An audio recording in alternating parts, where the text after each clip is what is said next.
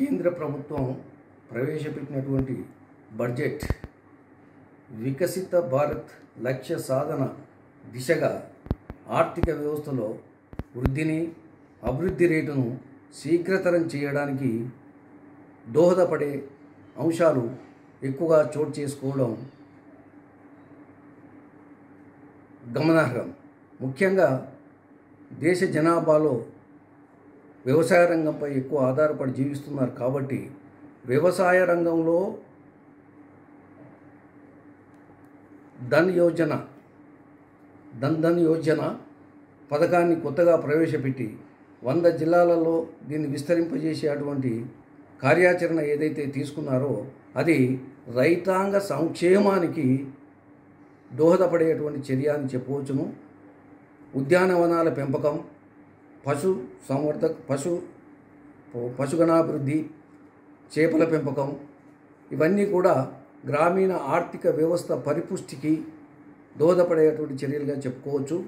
ముఖ్యంగా గత ప్రభుత్వాలు ప్రవేశపెట్టినటువంటి ఈ బడ్జెట్కి ముఖ్యమైనటువంటి తేడా ఏంటంటే పెట్టుబడి వ్యయం పైన గత ప్రభుత్వాలు బడ్జెట్ దృష్టిని కేంద్రీకరిస్తే ఈ బడ్జెట్లో వినియోగ వ్యయము, మధ్యతరగతి ప్రజల యొక్క సంక్షేమము, యువత, మహిళా సంక్షేమము మొదలగు అంశాలకు ప్రాముఖ్యం ఇవ్వడం ద్వారా ఆర్థిక వ్యవస్థలో వినియోగం పెంచడం, మధ్యతరగతి యొక్క కొనుగోలు శక్తిని పెంచడము, తద్వారా జీవన ప్రమాణాలను పెంచడము, ఆర్థిక వ్యవస్థలో ఉత్పాదకత పెంచడానికి దోహదపడేటువంటి బడ్జెట్గా దీన్ని మనం పేర్కోవచ్చు.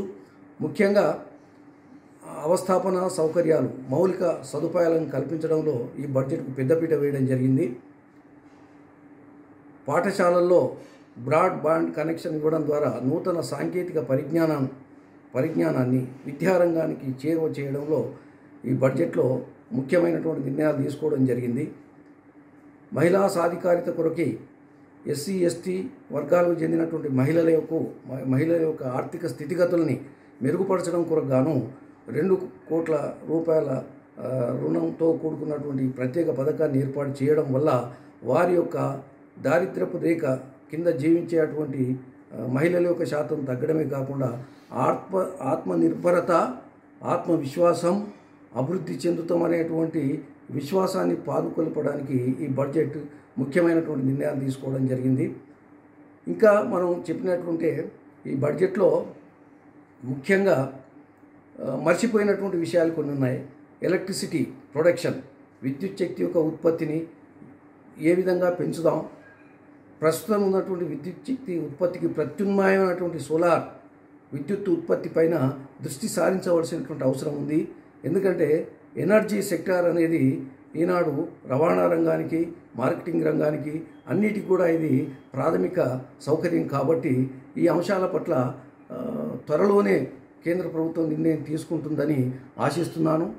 ముఖ్యంగా 36 రకాల మెడిసిన్స్ పైన కస్టమ్స్ డ్యూటీస్ను, పన్నులను తగ్గించడం ద్వారా ఇది అందరికీ వైద్యం అందించాలి అనేటువంటి లక్ష్యం ఏదైతుందో అది కొంతవరకు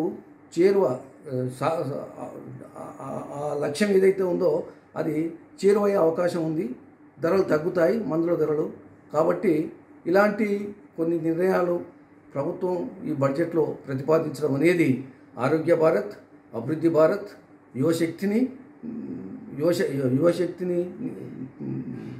ధైర్య సాహసాలతో, ఆత్మవిశ్వాసంతో, నైపుణ్యాభివృద్ధిలో యువతను పురోగమన దశకు తీసుకుపోవాలనేటువంటి నిర్ణయాలు ఏవైతే తీసుకున్నారో అవన్నీ కూడా మన భారతదేశ ఆర్థిక వ్యవస్థను త్వరలోనే ప్రపంచ స్థాయి ఆర్థిక వ్యవస్థలతో పోటీ పడే విధంగా 3వ బలమైన ఆర్థిక శక్తిగా ఎదగడానికి ఈ బడ్జెట్ సానుకూలమైనటువంటి నిర్ణయాలు తీసుకుంది. కాబట్టి ఈ బడ్జెట్ దేశమంటే మనిషి కాదోయ్, దేశమంటే మనుషులోయ్ అనేటువంటి గురజాడ గారి గేయానికి స్ఫూర్తిగా మానవాభివృద్ధికి పెద్దపీట వేయడం అనేది ఈ బడ్జెట్ యొక్క ప్రాముఖ్యతగా మనం చెప్పుకోవచ్చు. విద్య, వైద్య రంగానికి పెద్దపీట వేయడం జరిగింది. జాతీయ స్థాయిలో జ్ఞాన భారత్ మిషన్ ఏర్పాటు చేయడం, 500 కోట్ల రూపాయలతో ఆర్టిఫిషియల్ ఇంటెలిజెన్స్ కేంద్రాలను నెలకొల్పడం,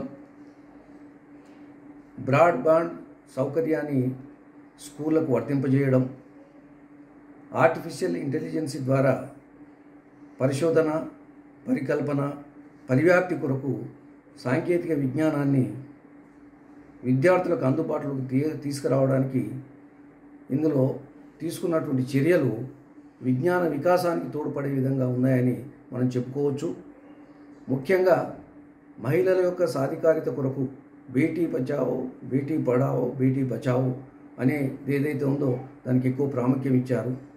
నిర్భయ నిధికి 30 కోట్లు కేటాయించి మహిళల హక్కుల భద్రత పట్ల ఎక్కువ శ్రద్ధ తీసుకున్నటువంటి అంశం ఈ బడ్జెట్లో మనకు కనపడుతుంది. ముఖ్యంగా దారిద్ర్య రేఖ కింద ఉండి తరతరాలుగా తాడిత పీడిత ప్రజలైనటువంటి ఎస్సీ ఎస్టీ వర్గాలకు చెందినటువంటి మహిళలను వ్యాపారవేత్తలుగా, పారిశ్రామికవేత్తలుగా మార్చడానికి ఎస్సీ ఎస్టీ మహిళలకు 5,000 కోట్ల రుణ పథకాన్ని ప్రకటించడం అనేది ఆర్థిక వికాసానికి చేయూతనిచ్చేటువంటి చర్యగా మనం పేర్కోవచ్చు. కేంద్ర బడ్జెట్ మానవ వనరుల అభివృద్ధికి, విద్యాభివృద్ధికి, వైద్యాభివృద్ధికి, మౌలిక సదుపాయాల కల్పనకి, వ్యవసాయ రంగానికి పెద్దపీట వేసి దేశంలో గత బడ్జెట్ల కంటే ఈ బడ్జెట్ చాలా మెరుగ్గా ఉందని, ఇది అభివృద్ధి దోహక బడ్జెట్ అని, ఇది పేదల యొక్క అభివృద్ధికి సహాయపడేటువంటి బడ్జెట్గా, సంక్షేమ బడ్జెట్గా పేర్కోవచ్చు.